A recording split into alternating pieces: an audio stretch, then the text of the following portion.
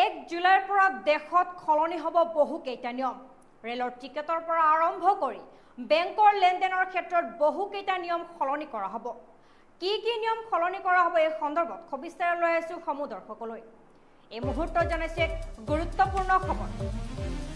1 জুলাইৰ পৰা PAN card বনাবলৈ আধাৰ কাৰ্ড থকাটো বাধ্যতামূলক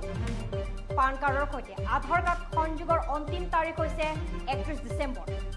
1 জুলাইৰ পৰা বৃদ্ধি পাব ৰেলৰ টিকটৰ মূল্য নন এসি ক্লাছৰ ভাড়া প্ৰতি কিলোমিটাৰৰ 1 পইচাকৈ বৃদ্ধি পাব আৰু এসি ক্লাছৰ ভাড়া প্ৰতি কিলোমিটাৰত 2 পইচাকৈ বৃদ্ধি পাব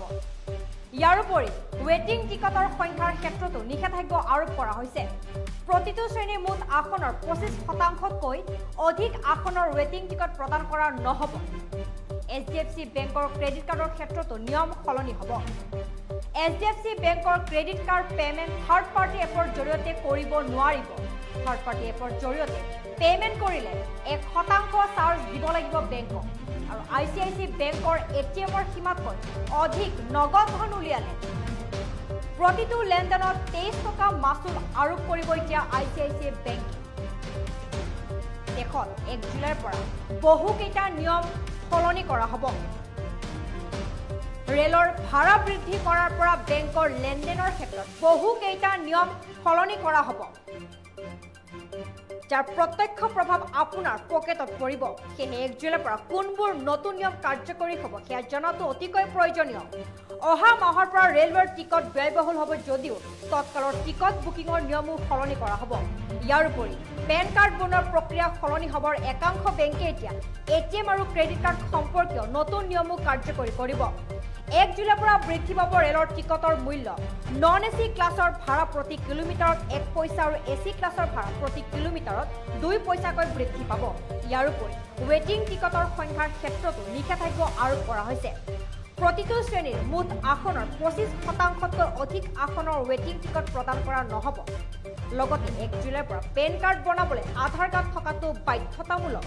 পান কাৰ্ডৰ সৈতে আধাৰ কাৰ্ড সংযোগৰ অন্তিম তাৰিখ হৈছে 31 ডিসেম্বৰ গতিকে 31 ডিসেম্বৰ ভিতৰত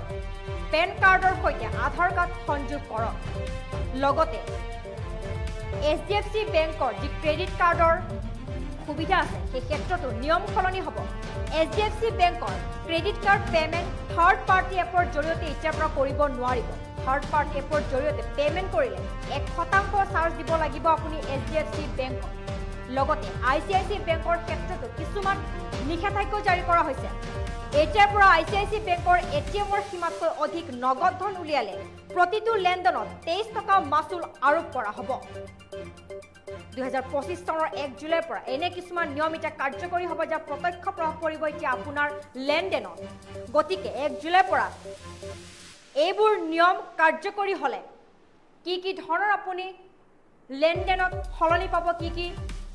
লেনদেনৰ ওপৰত নিষেধাজ্ঞা জাৰি কৰিছে গতিকে এই সকলো নিয়ম আপুনি জনাটো অতিকৈ প্ৰয়োজনীয় কিয়নো ৰেলৰ ভাড়া বৃদ্ধি ATMৰ পৰা ধন উলিয়ালে অধিক চাৰ্জ 1 জুলাইৰ পৰা খলনি হ'ব এনে ধৰণৰ বহু কেইটা নিয়ম গতিকে এতিয়াই জানি লওক এই কেইটা নিয়ম কিয়নো 1 জুলাইৰ পৰা পেন কাৰ্ড বনাবলৈ আধাৰ কাৰ্ড থকাটো বাধ্যতামূলক কৰা হ'ব পান কাৰ্ডৰ সৈতে আধাৰ কাৰ্ড সংযোগৰ অন্তিম তাৰিখ হৈছে 31 ডিসেম্বৰ আৰু 1 জুলাইৰ পৰা বৃদ্ধি পাব ৰেলৰ টিকটৰ মূল্য নন এসি ক্লাছৰ ভাড়া প্ৰতি কিলোমিটাৰত 1 পইচা আৰু এসি ক্লাছৰ ভাড়া প্ৰতি কিলোমিটাৰত 2 পইচাকৈ বৃদ্ধি পাব ইয়াৰ উপৰি HDFC বেংকৰ ক্ৰেডিট কাৰ্ড ক্ষেত্ৰত যি নিয়ম হৈছে সেই নিয়মৰ মতে থাৰ্ড পাৰ্টি এপৰ জৰিয়তে এতিয়াৰ পৰা আপুনি লেনদেন কৰিব নোৱাৰিব যদিহে কৰে তেন্তে 1% চাৰ্জ দিব লাগিব HDFC বেংকক লগতে ICIC বেংকৰ ATMৰ সীমাতকৈ অধিক নগদ ধন উলিয়ালে প্ৰতিটো লেনদেনত 23 টকা মাচুল আৰোপ কৰা হ'ব এতিয়াৰ পৰা 1 জুলাইৰ পৰা দেশত প্ৰযোজ্য হ'ব এনে ধৰণৰ বহু কেইটা নিয়ম গতিকে এতিয়া এই নিয়ম কেইটা ভালদৰে লক্ষ্য কৰক কিয়নো 1 জুলাইৰ পৰা দেশত কাৰ্যকৰী হ'ব ৰেলৰ টিকটৰ বৃদ্ধি পৰা বেংকৰ লেনদেনৰ ক্ষেত্ৰত বহু কেইটা নিয়ম